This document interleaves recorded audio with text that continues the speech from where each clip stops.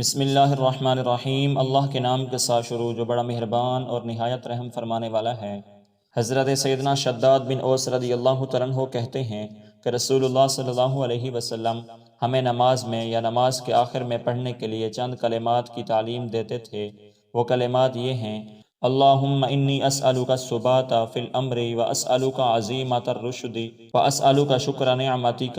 وحسن عبادتک واسألک قلبا سلیما ولسانا صارقا واستغفرک لما تعلم واسألک من خیر ما تعلم واعوذ بک من شر ما تعلم۔ اے اللہ، بلا شبہ میں تجھ سے ہر معاملے میں ثابت قدمی کا سوال کرتا ہوں، میں تجھ سے بھلائی کی پختگی کا سوال کرتا ہوں، میں تجھ سے تیری نعمت کے شکر ادا کرنے کا اور اچھے انداز میں تیری عبادت کرنے کا سوال کرتا ہوں، میں تجھ سے سالم دل اور سچی زبان کا سوال کرتا ہوں، میں تجھ سے ان گناہوں کی بخشش کا سوال کرتا ہوں جن کو تو جانتا ہے، میں تجھ سے ہر اس خیر کا سوال کرتا ہوں جس کو تو جانتا ہے، اور میں تجھ سے ہر اس شر سے پناہ چاہتا ہوں جس کو تو جانتا ہے۔